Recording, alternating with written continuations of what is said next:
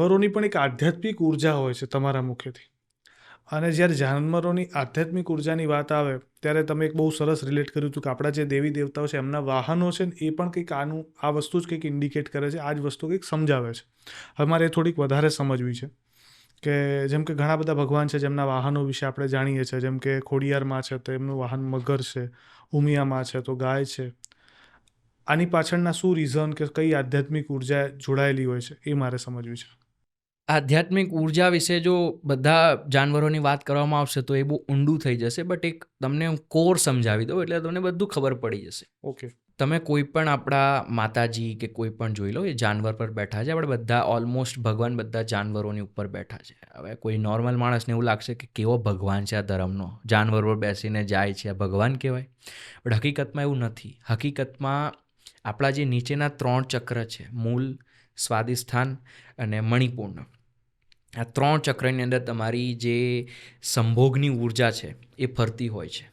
જો હું તમને સમજાવું, સ્વાદિષ્ઠાન એ તમારા મૂલાધારની ઉપર છે. મૂલાધાર અને સ્વાદિષ્ઠાન એ બંને તમારા જનેન્દ્રિયો પાસે છે, એટલે એ તમારી સેક્સ્યુઅલ ઉર્જા માટે જ કામ કરી રહ્યા છે. સ્વાદિષ્ઠાન તમારા મલમૂત્ર કાં તો સ્પર્મ રિલીઝ કરવા માટે કામ કરી રહ્યું છે. સ્વાદિષ્ઠાન પાણી સાથે જોડાયેલું હોય, એટલે જેટલું પણ પાણી આપણામાંથી એક્સક્રીટ થાય, સ્પર્મ પણ એક ટાઈપનું વોટર લિક્વિડ છે, એ બધું એના સાથે જોડાયેલું છે. અને ત્રીજું તમારું જે મણિપૂર્ણ છે એ અગ્નિનું ચક્ર છે. જ્યારે સંભોગ કે જ્યારે પ્રેમ અંદરથી ઉઠે તો ગરમાહટ મહેસૂસ થાય છે. એટલે ઇંગ્લિશમાં કહે છે કે she is so hot, he is so hot. એ ક્યાંથી આવ્યું? મણિપૂર્ણ ચક્રમાં જ્યારે એ ઉર્જા જાગતી હોય ને ત્યારે ગરમ ગરમ ફીલ થાય, ત્યારે મણિપૂર્ણ ચક્ર પણ સાથ આપી રહ્યું છે. 3 ચક્ર જ્યારે એક સાથે કામ કરવા લાગે ત્યારે આપણે સંભોગ કે એ બધી વસ્તુમાં ઉતરતા હોઈએ છીએ, બરાબર? તો હવે એ 3 ચક્ર જે છે એ સંભોગના છે ને. જાનવર જે હોય ને એ લોકોને પણ બસ એટલું જ આવડે છે, ખાવાનું, સૂવાનું અને સંભોગ. એના સિવાય એ લોકોની અંદર આપણી જેવી ચેતના નથી, મોક્ષ, ધ્યાન, એવું બધું એ લોકો ના કરી શકે. એ લોકોને બસ કુદરતી રીતે આ 3 જ વસ્તુ છે, ખાવા પીવાનું, સંભોગ, પરિવાર બનાવવાનું, ખાવાનું પીવાનું અને સૂવાનું, એટલું જ એ લોકોને આવડે છે. એ લોકો એ જ રીતે કુદરતી બધું એટલે એમનું આખું કરે. જીવન એ 3 ચક્રોમાં જ વ્યતીત થઈ જાય છે એવું કહી એ શકે. લોકો પાસે ઉપરના ચક્ર નથી હોતા. ઓકે. બરાબર? એ જ મનુષ્યની અંદર પણ છે બધું. બટ મનુષ્ય જ્યારે બન્યો, મનુષ્ય જાનવરમાંથી મનુષ્ય છે, તો પ્રગતિ થઈ આપણી પાસે. બીજા ઉપર ઉર્જા ઉપર લાવવા માટે આપણી પાસે આપણી ચેતનાનો એટલો પોસિબિલિટીઝ છે આપણી પાસે. આપણે જાણી શકીએ છીએ કે ભાઈ આની ઉપર પણ આવી શકીએ આપણે. હવે તો જે આપણા જે દેવી દેવતાઓ બતાવ્યા છે જાનવરો બેઠા, બસ એટલું બતાવ્યું છે કે નીચેના જે 3 ચક્ર છે એ જાનવરની ઉર્જા છે, અને એની ઉપરના જે ચક્રો છે એ દેવ સાત્વિક ઉર્જા છે.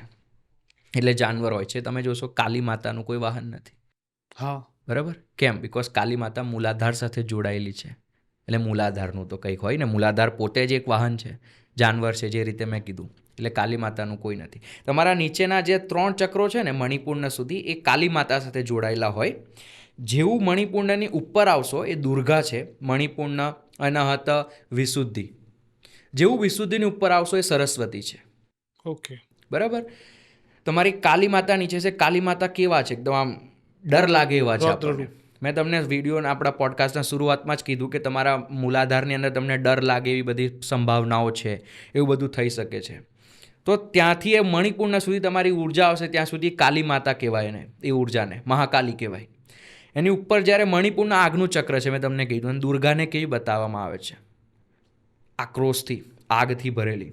જ્યારે અહીંયાથી નીકળે ને ત્યારે એ વાઘ પર બેસીને નીકળે છે, ધનાવીને ઉપર આવે છે ચક્રમાંથી ઉર્જા. એ દુર્ગા છે. જેવું વિશુદ્ધિની ઉપર જાય એવું જાનવર જતું રહે છે. સરસ્વતી માતા જાનવર પર નથી, એ કમલ પર બેઠેલા આપણને વધારે દેખાય છે. બરાબર? જાનવર પર બેઠેલા નથી દેખાતા. અહીંયાથી ઉપર આવો એટલે જાનવરવાળી વસ્તુ જ જતી રહે તમારી અંદર. આજે બલિ ચડાવવાની પ્રથા હોય છે, સાચી બલિ થોડી ચડાવવાની છે. એવું કહેવામાં આવે છે કે અંદર આ જે જાનવર છે ને એની બલિ ચડાવો, એટલે ત્યાંથી ઉર્જા ઉપર લાવો.